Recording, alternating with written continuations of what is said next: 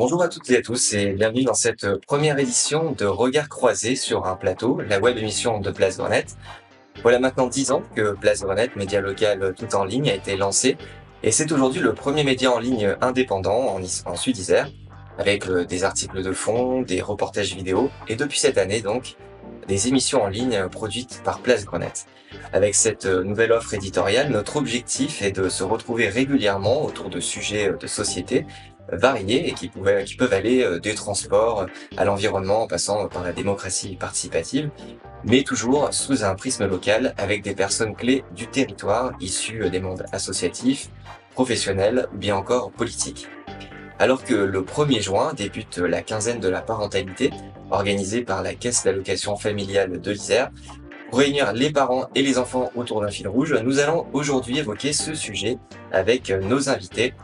Et une question centrale dit comment on fait les parents, le défi de la parentalité en Isère. Cave première. Alors on le sait, devenir parent, c'est un grand chamboulement avec beaucoup de joie, de grands moments, mais aussi des difficultés, des inquiétudes, voire des moments parfois très difficiles. Et au milieu de tout ça, le ou les enfants qui ont des besoins, en particulier d'une cellule familiale la plus stable possible. Pas facile donc de concilier le tout. Violaine Tovolaï-Gauvin, vous-même en tant que jeune mère de famille, vous avez vécu ce grand chamboulement. Alors comment y avez-vous fait face et qu'avez-vous mis en place dans votre quotidien ? Alors, je vais parler du changement que ça a été pour le premier enfant déjà. Je trouve qu'aujourd'hui, les parents sont de plus en plus préparés parce on a beaucoup de moyens, on a des livres, on a les réseaux sociaux, on a son entourage, on a beaucoup de choses pour se préparer à avoir un enfant. Et pourtant, la préparation et avoir le bébé entre les bras, on sent qu'il y a quand même un gap qui se fait. Moi, j'avais la chance d'avoir un mari qui était très présent à la naissance de ma première fille. Donc, ça s'est bien passé sur l'arrivée. Après, il y a des choses où on se dit qu'on va galérer, comme par exemple le sommeil.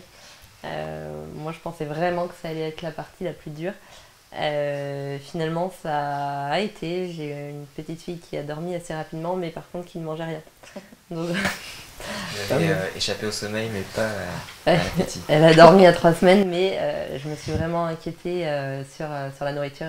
Je voulais allaiter, elle ne prenait pas. Et du coup, je suis passée au biberon et elle ne mangeait pas non plus. Et du coup, sur cette difficulté, justement, comment vous avez pu réagir ? Pour maintenir ce lien aussi avec votre enfant, j'imagine que c'est aussi une pression sur les parents. Et comment vous avez fait pour y faire face ?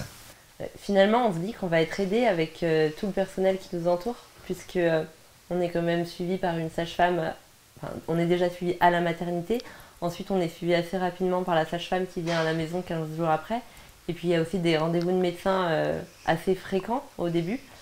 Et finalement, c'est pas ça qui m'a aidée. Parce qu'on me disait, l'allaitement, il faut faire plus souvent. J'avais l'impression qu'elle était tout le temps collée à moi. Donc, je ne pouvais pas faire plus souvent. On a passé au biberon parce qu'on se sentait un petit peu obligé. Non, ce qui m'a aidée, c'est mon entourage.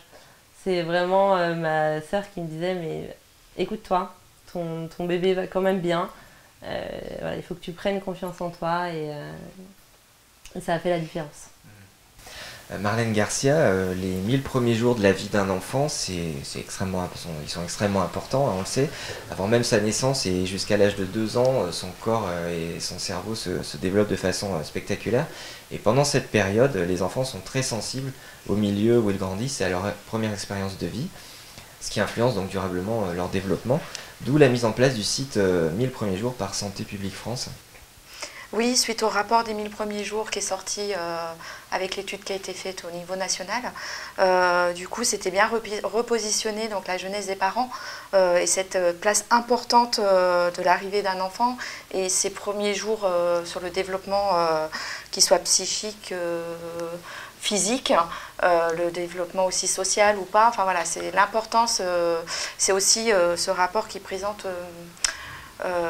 ça prépare aussi l'adulte de demain. Donc du coup, je ne vais pas rentrer dans le détail puisque le rapport est très très détaillé.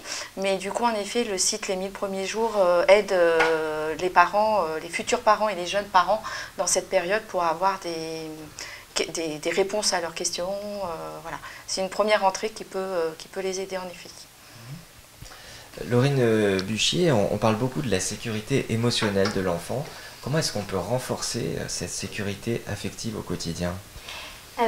Déjà, il va être important de souligner qu'il n'y a pas une bonne manière de faire et qu'on peut avoir des préconisations et que ça va se passer différemment à la maison. Et de rappeler ça, et je trouve que par rapport à ce que vous disiez Violaine aussi, on peut s'attendre à les nuits ça va être compliqué, et puis peut-être finalement c'est pas sur ça que j'ai des difficultés, ou l'allaitement, est-ce qu'il faut ou pas. Et donc d'observer aussi ce qu'on souhaite faire, ce qui nous semble juste, et surtout de faire au mieux. Et donc par rapport à la sécurité aussi affective, on va avoir différentes thématiques, différentes manières de faire, et c'est vraiment de pouvoir identifier ce qui permet aux parents de se sentir le plus proche aussi de leurs enfants, d'être au plus près des demandes, et en même temps de pouvoir expérimenter, peut-être se tromper. On a souvent entendu on va laisser pleurer l'enfant, non, il ne faut pas le laisser pleurer, il faut le faire dormir de ce côté-là ou de ce côté-là. Et donc c'est beaucoup, je pense, dans la sécurité affective, c'est comment le parent se sent en tant que parent proche et disponible pour son enfant, et cette sécurité elle vient aussi dans le sentiment de compétence du parent, de se sentir en compétence, de répondre à ses besoins, d'avoir des appuis théoriques, des super outils. Il y a une application aussi, les 1000 premiers jours, qui guide beaucoup pour ça, mais de le prendre comme des préconisations et puis de demander des conseils à des jeunes mamans, à la famille et autres, et de choisir et de faire au mieux avec ces éléments. Alors on l'imagine en situation de précarité, et notamment quand on est seul, la construction de la relation s'avère forcément plus complexe. Quelles solutions pouvez-vous apporter au sein de la maison des familles, Thomas Colombel ? Alors, j'ai assez écho à ce que dit Violaine, notamment. Elle parle de la présence de son conjoint au moment de la naissance, par exemple pour des femmes seules, le conjoint n'est pas là, et la question de l'entourage et de la famille. Nous, c'est parents, la plupart des choses qu'ils nous disent, c'est j'ai plus mon cadre de référence. Je sais pas mes parents, je sais pas mon frère, ma sœur, ou mon oncle. Il y a aussi des schémas familiales qui sont différents en fonction des pays.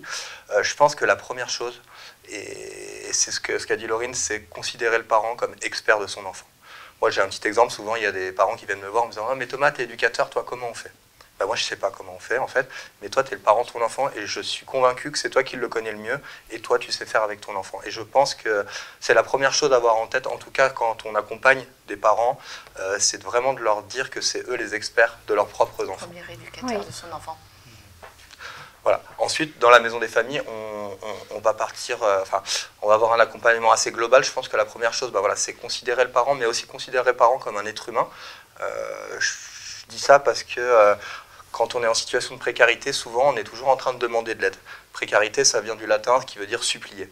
Mais dans les faits, je vais aller voir mon assistante sociale pour qu'elle m'aide pour ça, je vais aller voir un éducateur pour qu'il m'aide pour ça. Et du coup, les parents sont souvent considérés comme des personnes qui demandent de l'aide. Et dans nos actions, en tout cas la maison des familles, c'est comment on va les placer en tant que personnes compétentes. Mais au-delà de la question de la parentalité, c'est avoir une place quelque part, une place dans un lieu et une place dans la société, et de pouvoir se reconnaître déjà en tant qu'individu pour pouvoir se reconnaître en tant que parent. Et donc, par rapport à tout ça, est-ce que vous avez des préconisations ? Alors, on a bien entendu qu'il n'y avait pas de solution toute faite, que chaque parent était différent et qu'il n'y avait pas de solution miracle, mais malgré tout, est-ce que parfois, vous arrive de donner des conseils sur la confiance, notamment pour les parents ? Je dirais je ne sais pas si le mot conseil est le bon mot, mais plutôt comment on va aiguiller dans une société où les codes peuvent être complètement différents. Dans la précarité, on accompagne aussi essentiellement des familles primo-arrivantes, donc qui viennent d'arriver en France depuis 1, 2, 5, 10 ans peut-être maximum, avec des schémas familiaux complètement différents et des cultures complètement différentes. Peut-être que là où on est point d'appui, c'est comment ça fonctionne en France en tout cas. De manière très globale, on peut parler de la loi, j'en sais rien. Y a des parents qui me disent « Mais Thomas, ici en France, vous êtes trop gentil, on ne tape pas les enfants. » Et dire effectivement, dans la loi, on ne tape pas les enfants. Ça ne veut pas dire que, nous, dans cette pratique, on ne la préconise pas, mais parfois on peut l'accepter. Et de se dire comment on va accompagner, de passer de là à là. Je pense que là, on a un rôle plutôt important. Après, nous, on parle de rentrer dans la représentation du monde de l'autre. C'est-à-dire que c'est pas aller dire aux parents, c'est pas bien ce que tu fais, parce que là, on émet un jugement, et du coup, les parents ne sont pas compétents, on revient à ce que disait Laurine tout à l'heure, et plutôt de dire comment ça se passait chez toi, comment ça se passait. J'ai peut-être une petite histoire assez rapide pour imager tout ça. Un jour, j'ai une maman qui vient me voir et qui me dit, Thomas, mon fils m'aime pas, je vais le donner. Alors, moi, je me dis, je comprends pas, je comprends pas tellement. Je dis, je comprends pas, est-ce que tu peux m'éclairer? Voilà, elle me dit, en fait, tu vois, il m'aime pas, il va voir les autres, avec les autres, il est gentil, avec moi, il est méchant. Et donc elle me dit, en fait, moi, dans mon pays, je l'aurais laissé, en fait, il est assez libre, dans un petit village, il est assez libre, et en fait, c'est ma tante ou une amie qui s'en serait occupée. Il se serait rendu compte de lui-même que c'est sa mère qui l'aime le plus, et il serait revenu vers moi. Ici, en France, je peux pas faire ça. Et du coup, moi, ça me donne des éléments. Ça me donne des éléments de me dire, ok, donc là, je connais son système de fonctionnement. Comment je vais partir de là pour expliquer comment on fonctionne en France et comment elle peut faire avec son enfant. Très bien. Lucie Ribou, en tant que technicienne d'intervention sociale et familiale au sein d'ADF 38, vous avez aussi pour mission de participer à rétablir l'équilibre familial et à consolider le lien parent-enfant. Concrètement, comment ça peut se passer sur le terrain? Alors lors de nos interventions, souvent les familles ils ont des besoins, des demandes. Et du coup, nous en tant que TISF, on s'ajuste en fait aux besoins et aux demandes de la famille très spécifiquement, à l'accordage vraiment de leurs besoins. Et ce que moi je peux voir en fait au cœur des familles, c'est que les parents, ils ont beaucoup d'informations. C'est un peu ce que vous disiez, Violaine, il y a beaucoup d'informations. Et du coup, on fait le tri de ces informations-là avec les parents parce que on me dit ça, la belle-mère, elle m'a dit ça, là, j'ai entendu ça de l'infirmière de la PMI ou de la sage-femme. Et en fait, du coup, ils sont complètement amalgamés dans beaucoup de choses. Et en fait, vraiment, du coup, reprendre le temps avec ces parents-là, se poser avec leurs enfants et passer par l'enfant pour leur dire là, vous avez vu, votre enfant il fait ça. Et vraiment moi je crois au fait de passer par l'enfant pour apprendre aux parents à repérer les besoins de leurs enfants. Vraiment c'est quelque chose qui est très important. Donc prendre ce temps-là lors des interventions, c'est important. C'est vrai que ça m'a marqué quand j'ai eu ma fille aînée. On arrive devant un être qui est bon, enfin, il n'y a aucun mauvais regard, ouais, vraiment innocent. Et déjà, on commence à nous dire, il faut le nourrir de telle façon, toutes les X heures, il faut faire ça, il faut pas le mettre comme ça. Et en fait, on se dit, on va créer un lien qui va être magique. Et moi, j'ai eu du mal à le créer, ce lien, parce que directement, on m'a dit, il faut faire ça. Oui. Beaucoup de pression. Tout à fait. Beaucoup de pression et du coup ça rajoute aussi un peu au perfectionnisme du parent. Il veut être des super parents. Il y a vraiment le sens de la perfection, c'est ça avec le regard de la société. Le regard de la société, il joue beaucoup et du coup ils se mettent une pression là, quoi. Redescend vraiment. Et on s'ajuste à l'enfant et vraiment à l'accord entre les parents et la disponibilité qu'ils ont aussi à ce moment-là.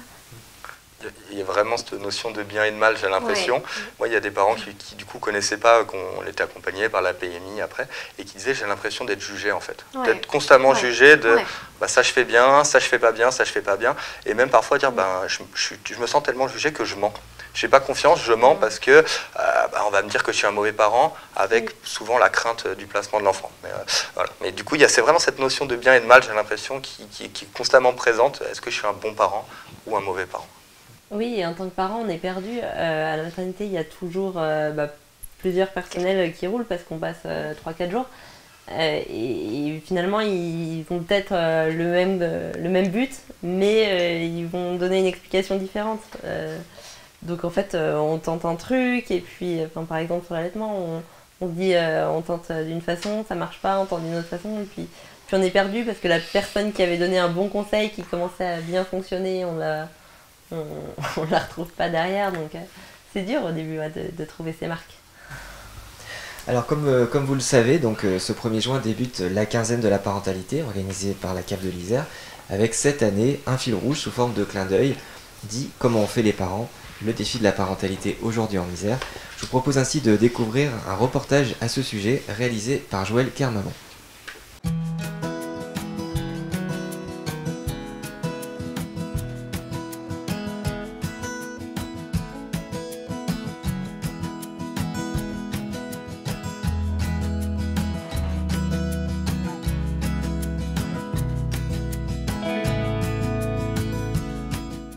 chaque année, c'est un thème différent. Et cette année, le thème est « Dis-moi comment on fait les parents ». Pourquoi ce choix ? C'est suite à l'apparition du rapport sur les 1000 premiers jours et surtout suite à l'émergence de nouveaux besoins qui sont exprimés par les parents qui fréquentent la Cité des familles.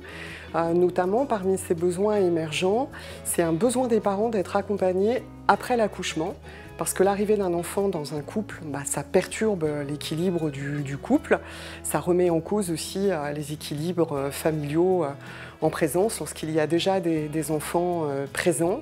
Et nous avons plus particulièrement centré nos actions aussi pour accompagner les parents et les jeunes parents jusqu'à l'âge de 3 ans.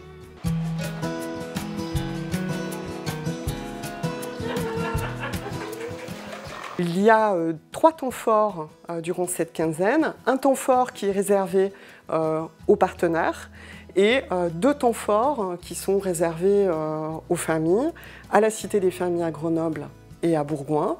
Et pendant cette quinzaine, il y a des animations qui prennent des formes très différentes.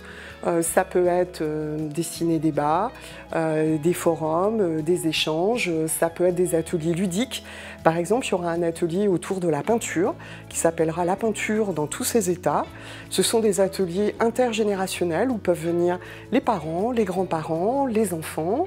Il y aura également lors des journées qui sont les grands temps forts que je citais, des jeux en bois qui sont proposés aux enfants, des animations ludiques aussi. Nous faisons venir aussi des intervenants qui sont des professionnels reconnus et réputés dans le domaine de la parentalité et qui viennent apporter des éclairages pour les parents et pour les partenaires, pour les accompagner dans leur rôle de parents et échanger avec eux sur les difficultés qu'ils peuvent rencontrer.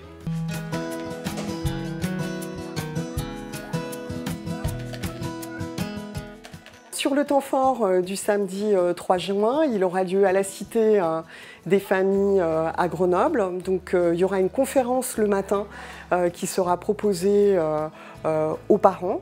Et l'après-midi, ce sera vraiment le temps ludique avec des animations très différentes qui seront proposées aux enfants.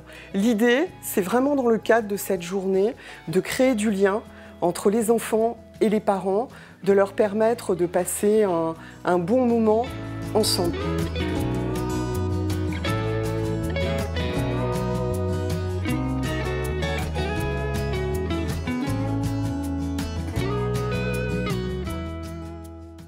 Un café des familles, donc c'est donc un LAEP, un lieu d'accueil enfants-parents.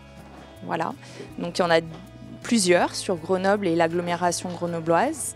Et c'est un lieu d'accueil pour les parents et les enfants âgés entre 0 et 6 ans. Donc ça dépend des LAEP. Il y en a qui peuvent accueillir de 0 à 4 ans, d'autres qui peuvent accueillir de 0 à 6 ans. Et donc c'est un espace de jeu, de rencontre, donc de jeu pour les enfants de tous les âges, donc de 0 à 6 ans, et un lieu de socialisation pour les enfants et un lieu de lien aussi entre les parents.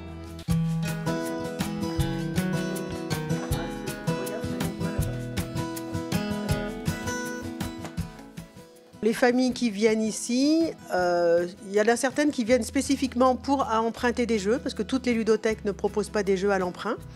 Nous, on a cette particularité qu'on peut emprunter des jeux. Il y en a qui viennent parce que tout simplement, ils n'habitent pas très loin. Il y en a qui viennent de beaucoup plus loin parce que ça leur plaît, les locaux sont agréables, on a beaucoup de choix de jeux de tous les âges, aussi bien pour les tout petits que pour les plus grands. Et puis, voilà, on ne sait pas forcément les raisons de toutes les familles, mais il y a des gens qui viennent de plus loin, pas que du quartier. N'hésitez pas à venir, vous serez bien accueillis. Vous n'aurez peut-être pas toutes les réponses à vos questions, mais vous rencontrerez des personnes qui sont là pour vous accompagner, vous aider et qui partagent les problématiques qui sont les vôtres. N'hésitez pas à nous rejoindre.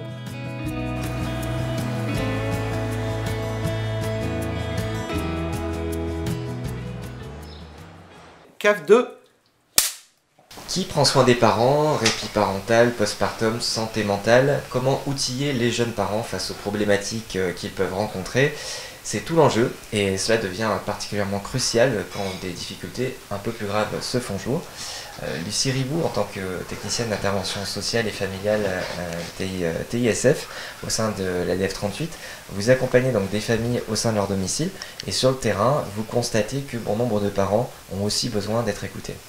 Oui, ouais, tout à fait. Lors des interventions, ce qu'on peut constater, c'est que le parent, il a besoin d'être entendu dans ce qu'il est et surtout par rapport aussi aux accouchements, je pense à ces grossesses multiples avec des accouchements parfois compliqués.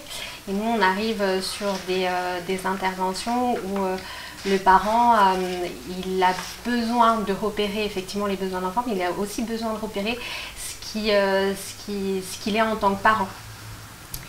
Et du coup, nous, on a vraiment cette place-là d'écoute, de pouvoir les entendre dans leurs difficultés,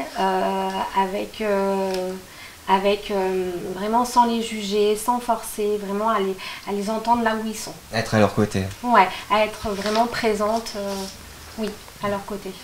D'ailleurs, moi, ça me fait penser à un témoignage que j'ai eu d'une maman qui me disait il y a un décalage quand on est enceinte, toute l'attention est sur nous, et dès que l'enfant est né, toute l'attention va sur le bébé, et finalement, pour nous, on a aussi besoin, on est aussi en changement, c'est énorme ce qui se passe.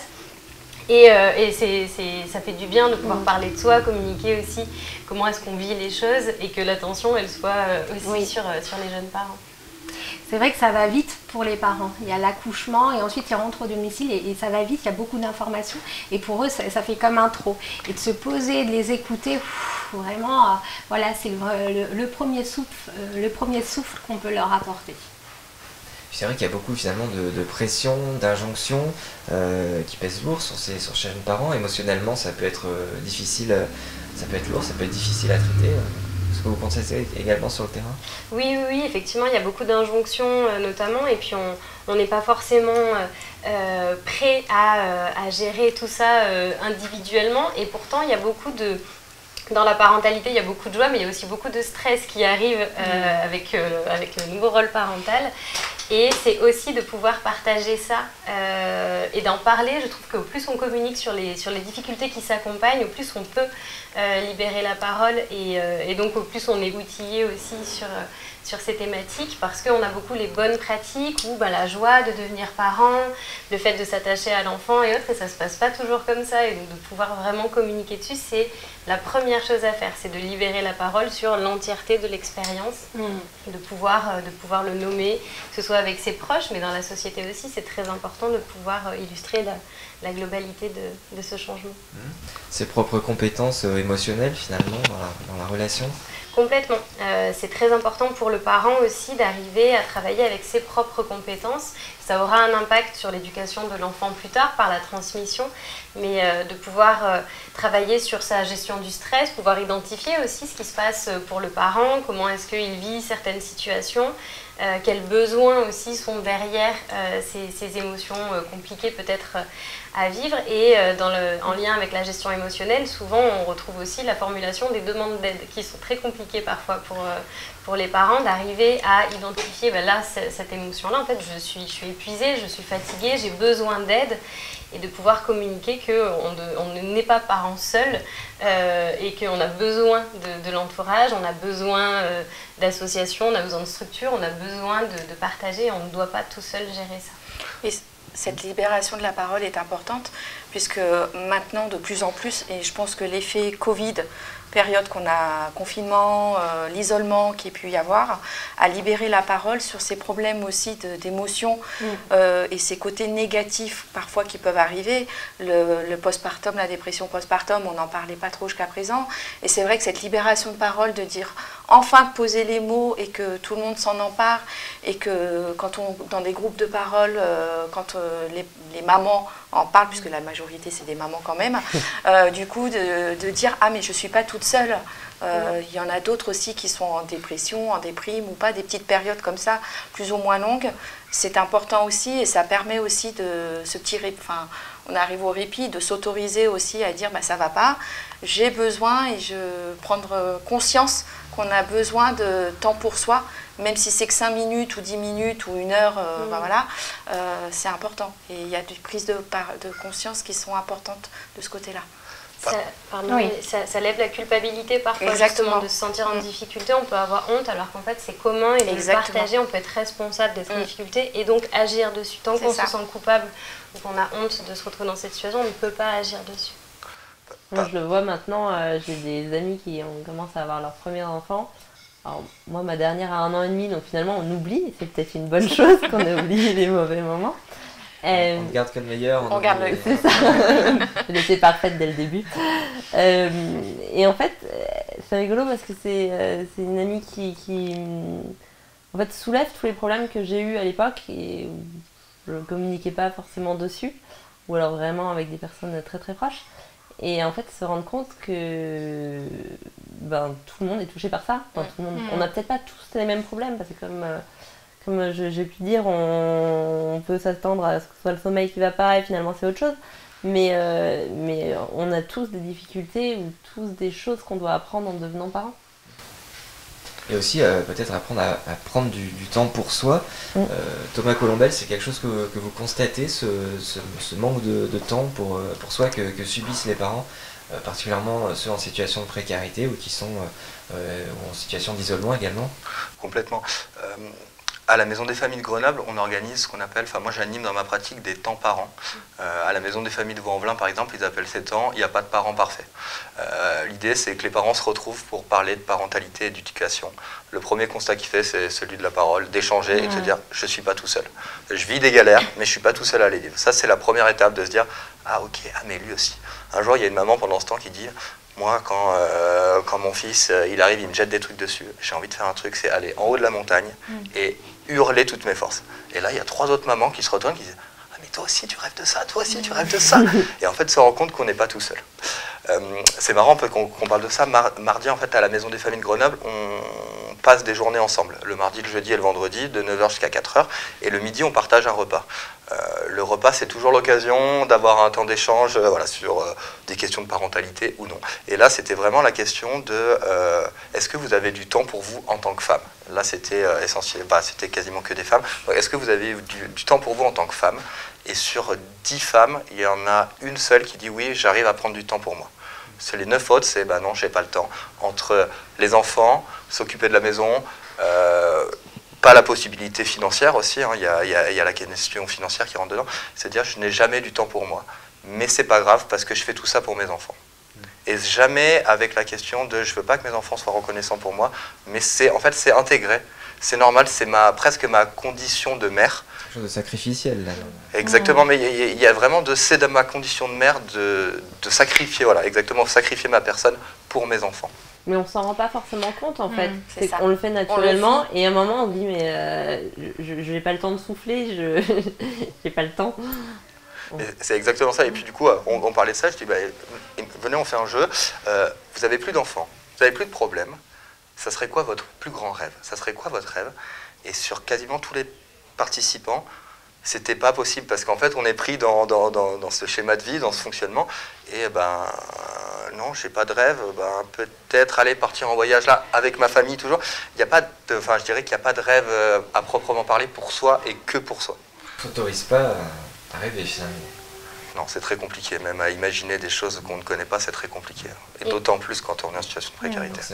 On sait justement que l'équilibre entre les différentes sphères sont très importantes. Le fait d'être parent, d'être ami, d'être en couple s'il y a, d'être professionnel, d'avoir d'autres choses pour pouvoir être épanoui dans son rôle de parent, mais de ne pas être que parent, puisque ça finit par une forme effectivement de sacrifice. Et c'est jamais bon finalement de ne pas pouvoir développer toutes les sphères de sa personnalité parce que parent. Et donc il n'y a pas que ça, mais c'est difficile souvent de se détacher de ce rôle qu'on prend malgré ça. Et il y a aussi, du coup ça me fait repenser la place de l'autre dans les couples. C'est aussi, souvent on entend les mamans, on veut tout gérer. Voilà, elles disent c'est moi qui fais, je fais bien, c'est comme ci, c'est comme ça. Et la place du père aussi se pose parfois... se pose dans le couple, déjà la relation de couple, dans la famille aussi, avec les aînés s'il y en a ou pas. Mais du coup, cette place, ça peut être aussi un temps de répit, de dire je laisse le père faire, même si c'est pas comme je veux, mais je prends du temps pour moi. Et ça aussi, c'est pas... Accepter l'imperfection. Voilà, c'est ça. Non mais, enfin voilà, c'est... S'autoriser. En fait, les parents, ils ont du mal à s'autoriser. Quand nous, on arrive en intervention à ADF38, du coup, c'est vraiment des parents lambda, hein, comme nous tous. Et du coup, il y a vraiment ces mamans qui n'arrivent pas à s'autoriser ce moment de répit-là. Et du coup, on construit vraiment avec elles ce lien de confiance, de dire, ok, là, vous pouvez vous appuyer sur moi. Vraiment par des tâches de la vie quotidienne, je vais vraiment essayer de développer ce lien de confiance-là pour que la maman ou les parents s'autorisent finalement à sortir et à avoir du répit pour eux. Et à partir de là, parce qu'on sait en fait qu'un parent qui revient et qui s'est oxygéné, et au niveau de la disponibilité avec son enfant, ça va être, il va être beaucoup plus disponible, beaucoup plus fluide. Et on sait aussi que cette fluidité-là, cette disponibilité-là, va créer aussi ce fameux lien d'attachement en fait avec des 1000 premiers jours avec l'enfant. Donc vraiment, plus le parent il est disponible, plus finalement ce lien-là d'attachement sera effectif. Une qualité de présence. De qualité de présence, tout à fait. Ça peut être aussi d'accepter, même si on ne travaille pas ou qu'on est en congé parental, de mettre son enfant à la cantine, de le mettre à la garderie pour avoir du temps pour soi. Et le temps qu'on récupère, c'est pas pour aller faire des courses ou pour faire du ménage, c'est du temps pour soi. Et effectivement, peut-être accepter moins. J'allais en venir justement. C'est vrai que moi j'ai pris le temps cette année. En fait, j'ai découvert les cours de couture à la Maison des Familles. Et en fait, ça a été un petit peu mon leitmotiv pour organiser, pas ma semaine, mais au moins un moment pour moi dans ma semaine. C'est-à-dire que quand j'ai choisi de prendre un congé parental, je pensais pas que ça allait plus m'occuper, ça allait être plus dur que lorsque je travaillais. Parce qu'en travaillant, j'avais mes heures de travail, j'avais une crèche qui était hyper flexible. Donc je pouvais aller chercher ma fille à 19h, ensuite il y avait le rituel du soir, et puis finalement je la voyais un peu le soir, et puis surtout le week-end. Alors que là, je suis tout le temps avec la petite, mis à part 2 après-midi, et j'ai ma grande qui est à l'école. Mais c'était complètement différent. Et alors hier, ma grande a osé me sortir. Maman, toi tu me déposes à l'école et après tu vas te reposer. J'ai dû un peu recadrer le truc en lui expliquant que je ne me posais pas beaucoup à la maison et que je faisais beaucoup de choses pour elle notamment. Mais c'est vrai que la couture, ça a été un leitmotiv parce que j'ai ma séance de couture une fois par semaine, un après-midi par semaine. C'est pour ça que j'avais choisi de mettre ma deuxième à la crèche une demi-journée par semaine. Et puis je me suis autorisée une deuxième demi-journée pour... finalement, ça finit souvent en ménage ou quelque chose pour la maison. Mais au moins en temps pour moi, si je le souhaite. Et pareil, mon aînée, je ne comptais pas la mettre plus que ça à la cantine ou au périscolaire. Parce que je suis mère au foyer, je suis en congé parental. J'habite à côté de l'école. De quel droit ai-je pour faire ça? Et en fait, j'en ai discuté avec ma sœur qui a 3 enfants et qui m'a dit mais si, parce qu'en fait, si tu mets-la au moins un peu à la cantine, mets-la au moins un soir au périscolaire, parce que tu vas en avoir besoin, que si tu vas tous les jours à la cantine la chercher, tu vas voir que tes matinées elles vont être très courtes, tes après-midi vont être très courts, tu vas n'avoir le temps de rien. Et au début, je m'en voulais, et finalement, le fait que quelqu'un d'extérieur me dise fais-le, ça va te faire du bien, je me le suis autorisée et vraiment je ne le regrette pas. Viser d'être un bon parent, pas le parent parfait. Et c'est exactement ça. Qui n'existe sans doute pas. Ouais, mais grâce à ce moment où je peux faire de la couture, donc quelque chose de créatif qui est vraiment pour moi, qui est pour elle à la fin parce que je leur fais des vêtements, mais qui est vraiment pour moi, ça me fait du bien et je suis plus disponible pour elle quand elle rentre. Et justement, quand on est parent, on est aussi souvent en couple, ou en tout cas on n'est pas que père ou mère. Comment on peut préserver cette vie privée, prendre soin et de sa moitié? Bonne question. Alors moi ça tombe très bien parce que je rentre de quelques jours en amoureux, quelque chose qu'on ne s'était pas octroyé depuis quelques temps. Mais alors déjà, nous on vise à ce que le soir, elle soit bien couchée à 20h. C'est pas toujours simple, hein. Elles vont tenter de ressortir. Mais au moins le temps du soir c'est le nôtre, on leur a expliqué. On vous couche parce que papa et maman ont besoin aussi d'avoir du temps pour eux. S'octroyer de prendre une babysitter de temps en temps pour pour se faire une soirée et puis garder des loisirs en commun, parce qu'effectivement un couple qui est vraiment soudé, où on se comprend bien, ça aide dans l'éducation des enfants. Et aussi dans le couple se dire, voilà, toi tu as besoin d'aller courir, va courir, je m'occupe des enfants. Et puis inversement, moi quand je voudrais faire une activité, on le fera comme ça. Et de ne pas parler que des enfants. Oui, tout à fait. Que j'accompagne, on s'est fixé des temps où on s'organise et le reste, on parle d'autres choses. Elle dit, ça fait du bien, ça fait 5 ans qu'on ne s'était pas fait de blagues, qu'on n'était pas allé au ciné. Parce que c'était tout autour de la parentalité. Donc ouais, c'est aussi parler d'autres choses et avoir d'autres projets qu'autour de... Comment ça, il y a autre chose? Il existe un monde, en fait. Ah bon? Oui, tout à fait, je suis d'accord. C'est vrai que si on va au-delà, le risque c'est aussi de tomber dans l'épuisement parental. C'était justement, Marlène Garcia, le thème du fil rouge de la quinzaine de la parentalité de l'an passé. Oui. Il y avait eu de nombreuses actions, j'imagine, en ce sens. Oui, ça répond bien. Les thématiques fil rouge, les thématiques fil rouge, ça fait depuis l'année dernière qu'on a mis une thématique fil rouge. Et on essaye d'être... c'est les remontées de terrain, autant des professionnels que des parents, et l'actualité. Donc on sortait du Covid, c'était nouveau, donc on sentait, les familles qui étaient accueillies ici, les partenaires nous ont fait remonter qu'il y avait un besoin de répit. Donc de faire des groupes de parole, les actions sont très diverses et variées. Ça peut être des conférences, ça peut être des ateliers partagés parents-enfants, du coup ça peut être des massages.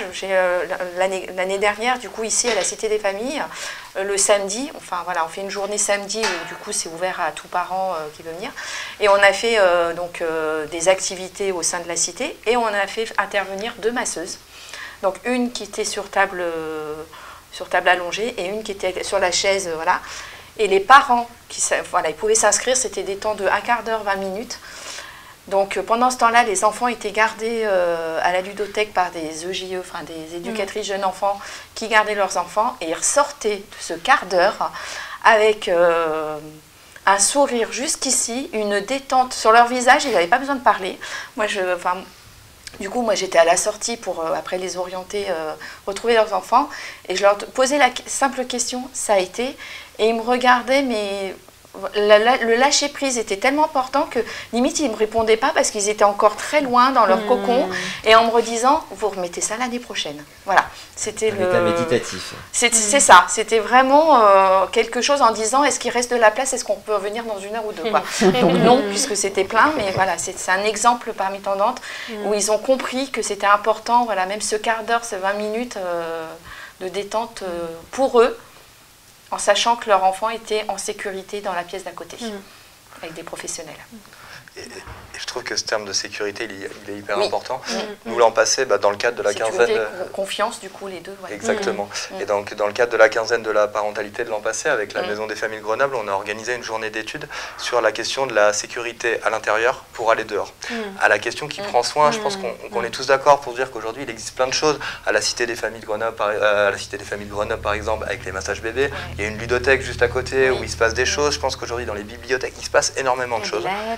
Dans les centres sociaux, dans les lieux d'accueil enfants-parents, il y a énormément de choses. Les EAJE, les établissements d'accueil du jeune enfant, Il existe plein de choses, mais c'est vrai que le parent, il faut qu'il connaisse déjà toute cette multitude. C'est la difficulté, justement. La difficulté, c'est qu'il y a beaucoup de choses, de partout, il y a des choses qui existent. C'est les connaître. Comment, et puis avoir confiance aux professionnels du coup qui sont dans ces lieux pour après revenir repousser la porte. Et le but de cette quinzaine, qu'on met depuis 4 ans, et ça prend de l'ampleur chaque année, puisque du coup, c'est faire connaître toutes ces actions parentalité qui existent au sein du département de l'Isère, mais vraiment sur tous les territoires, j'allais dire que ce soit montagne, rurale, en ville, partout. Et il y a de plus en plus d'actions qui sont connues grâce au programme qu'on lance. La première édition, on avait une centaine d'actions en 2019. Cette année, on est à près de 300 actions. Et encore, tout le monde ne répond pas parce que, pris par d'autres choses. Mais il y a des actions qui sont faites aussi pendant cette quinzaine qui ne sont pas dans le programme, mais qui existent aussi. Donc les parents, tout le monde s'en imprègne, merci. Donc et puis c'est tellement transversal la parentalité, puisqu'on touche toutes toute thématique, quel que soit l'âge de l'enfant qui va arriver, qui est là, jusqu'à l'adolescence ou après. Enfin voilà, on touche tout. CAF 3e. Séparation, deuil, handicap, maladie, précarité, incarcération, naissance multiple, autant d'événements qui peuvent fragiliser les parents dans l'exercice de leurs fonctions. Thomas Colombel, comment faire face quand on se sent un mauvais parent, en particulier dans les situations difficiles? Je veux ici parler de la question de la disqualification sociale. Alors effectivement, la disqualification sociale, c'est un concept dont parle Serge Pogam. C'est le fait d'intégrer qu'on est moins bien que les autres. Peut-être j'ai un exemple qui image bien ce propos. À la Maison des Familles de Grenoble, un jour, on a invité le directeur général de la CAF de l'Isère. Le directeur général est dans le salon et il y a une maman qui est là et je lui dis va le saluer. Et elle me dit non, je peux pas. Je dis comment ça tu peux pas? Et ben en fait lui il est tout en haut et moi je suis tout en bas. C'est exactement ça la disqualification sociale. C'est le fait que par rapport à tous les autres individus dans la société, je me sente moins bien que les autres. Ce qui va faire le cœur de notre travail, c'est qu'en fait, les parents en situation de précarité ne sont pas responsables de leur situation de précarité, mais ils l'ont intégré. Et donc ça, c'est hyper compliqué parce que du coup, c'est des choses dont ils n'ont pas de pouvoir là-dessus, c'est-à-dire qu'ils ne pourront pas devenir riches d'un coup. La plupart du temps, il faut savoir que les familles en situation de précarité ont envie de travailler, mais n'ont pas la possibilité de travailler. Voilà. Et ces questions-là, en fait, nous, on va les travailler à travers différents prismes. La première chose, c'est considérer l'individu comme un individu et lui dire qu'il est capable et compétent. La deuxième chose, ça va être à travers différents projets. Comment je vais me sentir qualifié vis-à-vis des autres et qualifié notamment vis-à-vis de mes enfants. Et ça, c'est hyper important. Par exemple, tous les ans, à la Maison des Familles, on appelle la semaine Opération Galette. On crée des galettes des rois qu'on va revendre. L'idée, elle n'est pas de faire de l'argent, on est d'accord. L'idée, c'est vraiment de distribuer des flyers aux écoles. Et pour que les enfants puissent dire à leur maîtresse, aux autres parents, tenez, tenez, tenez. Et un jour, il y a un enfant qui dit, est-ce que ta maman, elle peut venir à une sortie scolaire? Elle dit, non, c'est pas possible, ma maman, elle travaille cette semaine, elle fait des galettes des rois. Et là, on voit la fierté chez l'enfant de dire, ouais, ma maman, elle travaille, elle fait des galettes des rois. En plus, les galettes des rois, c'est pas innocent si c'est les galettes des rois, on est quand même dans une culture, dans la tradition. Il y a aussi cette dimension-là. Et voilà, et de se dire, en fait, la maîtresse a acheté une dizaine de galettes faites par sa maman. Et rien que ça, on crée de la qualification sociale. Je suis fier de ce que je fais, je suis fier de moi et mon enfant est fier de moi. Laurine Buchier, comment réguler les émotions face aux situations très difficiles? Quelles sont les solutions qui sont existantes finalement d'un point de vue psychologique ou autre? C'est vrai que dans un premier temps, pour des situations difficiles, comme vous les citiez tout à l'heure, on va pouvoir travailler sur l'acceptation de ce qu'on peut appeler les stresseurs irréductibles, c'est-à-dire il y a des éléments sur lesquels on ne peut pas agir, ou en tout cas pas directement. Par exemple, si je n'ai pas la possibilité de travailler pour l'instant, je ne travaille pas. Si la surface habitable n'est pas celle espérée, je ne peux pas vraiment agir dessus. Si mon enfant présente un handicap, si j'ai des difficultés finalement sur lesquelles je ne peux pas agir, on va travailler vraiment sur cette acceptation de ça ne dépend plus de moi et je vais pouvoir me recentrer sur justement mes compétences parentales, mes autres ressources. Et on travaille aussi sur tout ce qui est ressources inaccessibles. Par exemple, certaines familles ont les grands-parents à proximité, moi je n'ai pas ma famille à proximité, et c'est de pouvoir accéder au fait que je vais devoir développer d'autres ressources, mais en tout cas celle-ci, il faut faire une forme de deuil sur ces ressources inaccessibles pour pouvoir ensuite agir sur les autres qui vont avoir beaucoup de poids dans sa parentalité, avec les pratiques éducatives, la gestion des émotions, le fait d'avoir besoin d'un soutien et de faire appel à l'extérieur par exemple. Et donc au niveau psychologique, on peut vraiment travailler d'une première part à abandonner un petit peu certains idéaux qu'on ne peut pas atteindre pour l'instant, mais qui ne vont pas être les plus lourds finalement, les plus essentiels, mais souvent prennent beaucoup de place, beaucoup d'énergie dans ces combats-là, et donc de pouvoir réorienter là où le parent a un pouvoir d'agir, là où il va pouvoir faire changer les choses. se rajoute peut-être. Oui. Moi, ça me fait vraiment écho la question de la confiance. Nous, on accompagne des parents ou des familles qui ont des parcours de vie qui sont très compliqués. Et en fait, faire confiance est presque devenu impossible. Et faire confiance à une association, faire confiance à une technicienne d'intervention sociale et familiale qui vient chez moi, c'est compliqué en fait, c'est compliqué. Et comment en fait, à travers nos pratiques de comment on travaille, comment on va créer cette confiance ou comment on va pouvoir accompagner les parents à refaire confiance. C'est vrai que nous, dans notre pratique de technicienne d'intervention sociale et familiale, on part de là où est le parent. En fait, on part de là où est le parent pour vraiment tisser avec eux, pour vraiment s'accorder vraiment à eux. On n'arrive pas en imposant des choses en fait, ou en parlant oui on va faire comme ça, hop hop.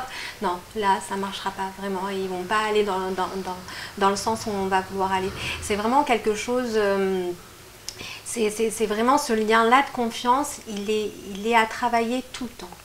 Tout le temps, dans chacune de nos interventions, pour vraiment pouvoir travailler avec le parent sur l'éducation de l'enfant. Ce lien, s'il a travaillé tout le temps, il peut être rompu très vite. Il suffit de petites choses et ça peut se rompre, ou comment ça se passe concrètement pour s'ils se sentent jugés, si les parents se sentent jugés. S'ils se sentent jugés, le lien il est interrompu. Si effectivement je vais forcer les choses lors d'une intervention, alors que non, ils n'étaient pas prêts en fait. Les parents, ils ont un espace-temps aussi, ils ont une temporalité. Si moi je vais trop vite lors des interventions, c'est pas, je serai pas juste dans mon intervention. Il y a tout ça à prendre en compte, c'est vraiment le temps, leur disponibilité, et puis j'en reviens sur leur vie en fait, leur culture, leur vie, respecter toujours ça, respecter qui ils sont. Et moi je crois aussi à l'empathie en fait. Vraiment, il y a être empathique avec les parents et faire preuve d'empathie. Finalement, moi je vais développer mon écharpe pour aller chercher la relation avec le parent. Il faut qu'ils sentent que je le comprends. Je trouve que la question du temps, elle est vraiment essentielle. Ouais.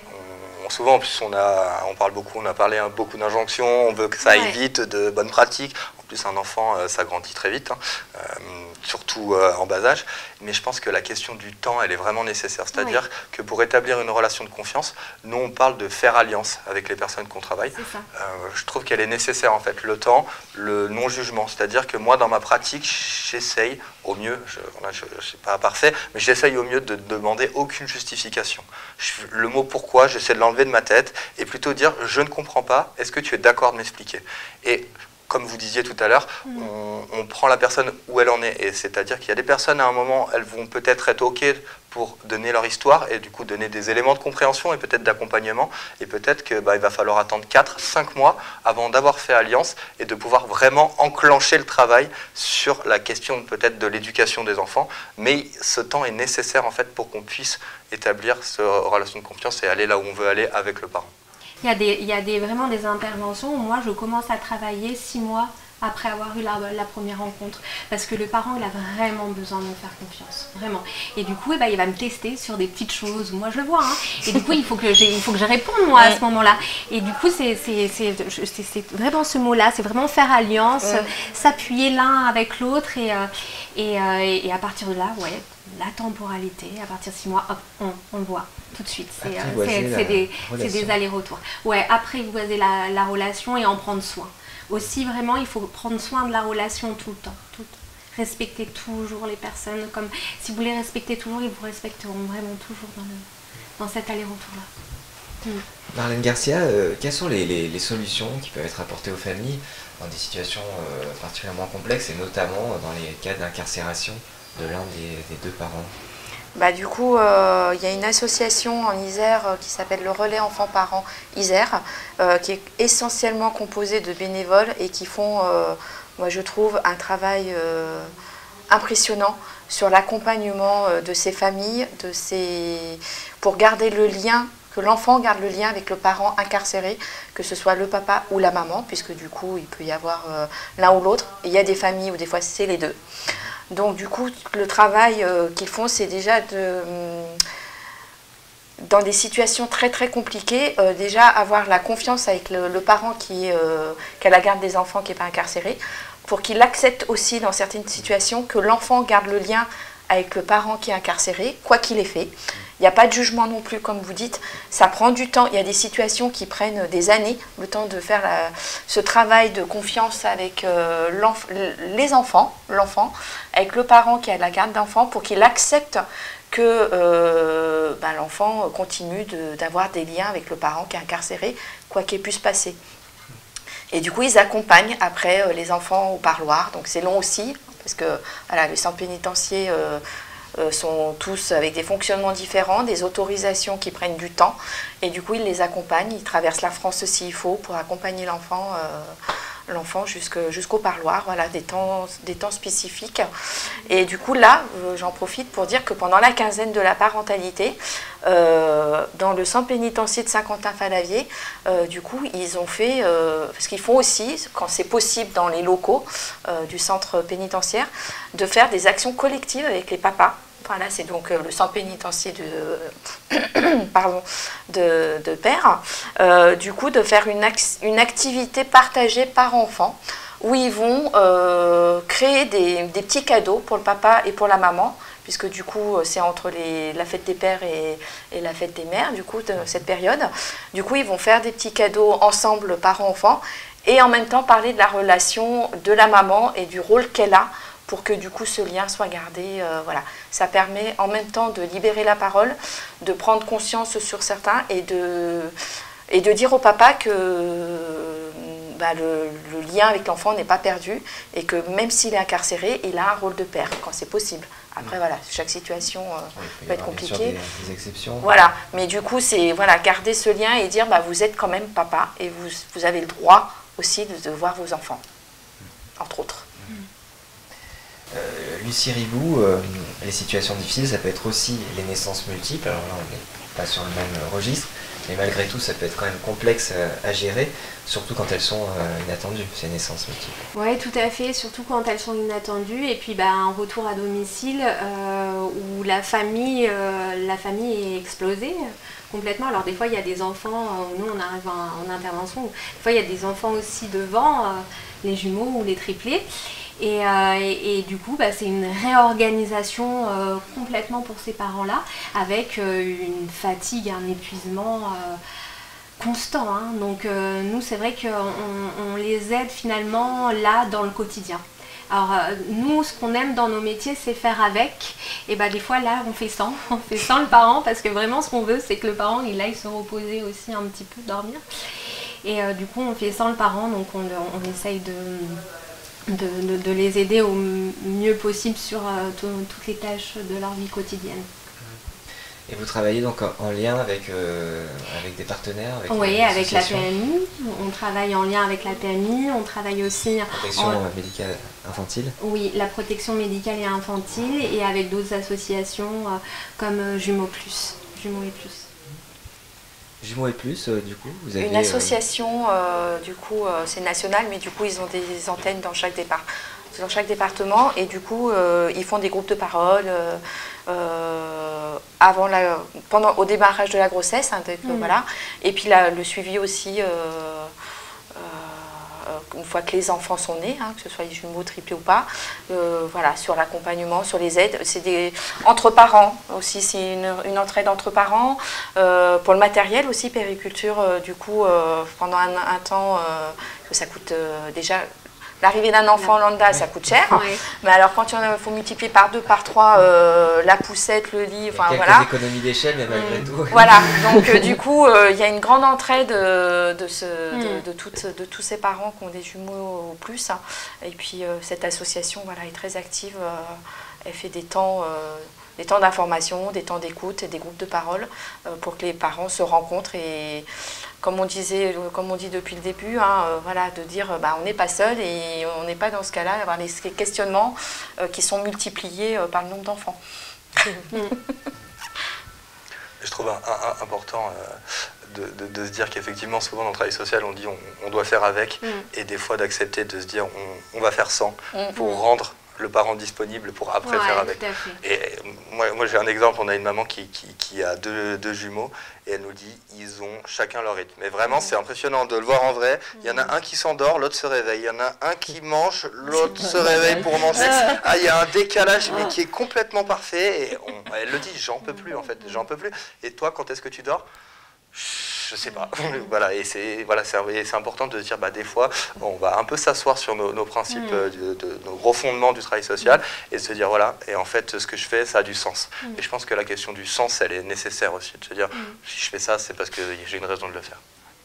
Et puis aussi, quand on fait sans le parent il peut être, moi je peux être avec 2 enfants et le parent il est uniquement avec un seul enfant. Et en fait, comment du coup aussi on travaille ce lien-là, parce que quand c'est des naissances multiples finalement, et ben il y a tout ce lien-là aussi qui vient être fragilisé. Du coup, comment, oui, il y a un enfant, il y en a 3, il y en a 4, il y en a 5, et comment du coup le parent il peut s'ajuster finalement à son enfant et à s'attacher à son enfant et pas du coup au triplé ou à sa fratrie. Sur la question du handicap, l'arrivée d'un enfant porteur d'un handicap, c'est bien sûr quelque chose de difficile à gérer au sein de l'unité familiale. Comment est-ce que ça peut être pris en charge entre guillemets et aussi au niveau des frères et sœurs notamment, qu'est-ce qui peut être mis en place pour favoriser cette cohésion familiale? Peut-être Lucie Riboud? Oui, ce qui peut favoriser, c'est de proposer aux parents, il y a des associations, du coup il y a vraiment des associations qui proposent, j'ai plus l'association en tête, qui propose justement des éducateurs à domicile et qui propose des éducateurs à domicile pour prendre... Des pannes familles. Il y a des pannes familles il y a des sur pannes l'agglo. familles. Il y a plein d'associations. Il y a Répit Bulder, une association, du coup, ils appellent ça des relayeurs. Du coup, on en revient au répit parental, du coup, aider ces familles à prendre du temps pour soi, même en présence de l'enfant, du parent ou pas, voilà, qu'il a la possibilité de faire quelque chose pour lui. Et voilà, les témoignages de cette association, enfin voilà, ne serait-ce que d'aller faire des courses, pour eux ça peut être un répit dans certaines situations. Oui. Voilà, donc du coup il y a des associations comme ça qui proposent des temps spécifiques, mais c'est vrai que ça ne répond pas au manque de structure ou de choses d'accompagnement d'enfants en fragilité, en situation de handicap. Surtout souvent, quand ce n'est pas un problème moteur, les handicaps, il y a beaucoup d'handicaps invisibles, les diagnostics sont longs et du coup c'est compliqué pour ces familles, avant que ce soit diagnostiqué, déjà l'accepter aussi, les familles l'accepter, et après de faire appel de faire appel à des familles, à des associations. On en revient à la confiance, au temps, enfin voilà, c'est toujours le même schéma en fait, de se dire j'ai besoin aussi de temps et j'accepte que quelqu'un vienne m'aider, que ce soit une TISF ou autre chose, pour... Oui. Nous, c'est vrai que sur les interventions où il y a du handicap, avec les autres, il peut avoir un jeune handicapé et avec des frères et sœurs, et du coup les frères et sœurs, souvent moi je joue avec eux, parce que c'est vrai que le handicap parfois il prend beaucoup de place, il accapare, il prend beaucoup de place dans la cellule familiale, et les autres enfants du coup ils ont moins d'espace, alors je joue souvent avec eux, je prends le temps pour eux, ce que n'a plus vraiment le parent, parce que du coup c'est vrai qu'ils sont embarqués dans le syndrome, dans la maladie, dans le handicap, et du coup c'est vrai que prendre le temps pour les autres enfants c'est important. Après il y a aussi des actions qui sont mises dans différents lieux, centres sociaux, maisons des familles, maisons des habitants, et notamment dans les cités des familles, celles de Grenoble et Bourgoin. Il y a aussi, ils ont besoin aussi d'être entre eux, de se parler. Donc notamment à la cité de Bourgoin, il y a une demi-journée par semaine. Du coup, il y a une association qui vient, et puis du coup, les parents savent que c'est leur temps. Il n'y a pas de professionnels, ils sont entre eux, et puis du coup, avec les enfants qui jouent entre eux, enfin voilà. Et du coup, ils se soutiennent aussi entre eux. Ils parlent de leur questionnement, de ce qui va pas, enfin, voilà. Mais ils sont entre eux, et ça leur fait du bien, ça fait une petite soupape de se dire, ben voilà, on a notre temps pour nous, et puis voilà, il n'y a personne, pas de professionnels non plus, parce que c'est pas évident non plus d'avoir toujours des professionnels qui donnent en disant vous devez faire ci, vous devez faire ça, ou voilà. Donc voilà, là il n'y a personne, ils se parlent, ils prennent leur temps. Voilà. Et ici, à la Cité des Familles de Bourgoin, à l'initiative d'un parent, du coup, il a été créé une salle sensorielle, donc l'espace bulle, où du coup c'est vraiment un espace cocooning qui a été fait en relation avec des associations accompagnement handicap, hein, du coup la FIP, alors je ne sais plus, excusez-moi, ce que veut dire la FIP. Ouais, voilà. Du coup, voilà, ça a été fait vraiment avec eux. Voilà, excusez-moi, on mettra en dessous ce que ça veut dire. Mais du coup, voilà, la petite salle sensorielle a été faite exprès pour des enfants en difficulté handicap, pour que du coup ils aient leur bulle, avec du matériel adapté. Et vraiment, c'est pareil, c'est des parents, c'est ouvert pendant le temps de ludothèque. Et du coup, ça leur fait un petit temps de... Ils savent que leur enfant va pouvoir jouer dans un espace sécurisé. Et on en revient aussi à cette notion aussi pour les parents de se préserver. Oui. Et voilà, d'arriver à vivre... De sortir de chez eux, ouais. Avoir des espaces où ils peuvent jouer avec leur enfant, dans un espace autre que chez eux, pouvoir... aller voir ailleurs, sortir. Ici, sans que ce soit spécialisé pour enfants handicapés ou autres, il y a aussi le café des familles qui est très agréable. Moi, j'ai croisé les lieux d'accueil enfants-parents, les lieux d'accueil enfants-parents, la majorité accueillent aussi des enfants, des familles avec des enfants handicap. Enfin, voilà, il y a plein de petites choses quand même.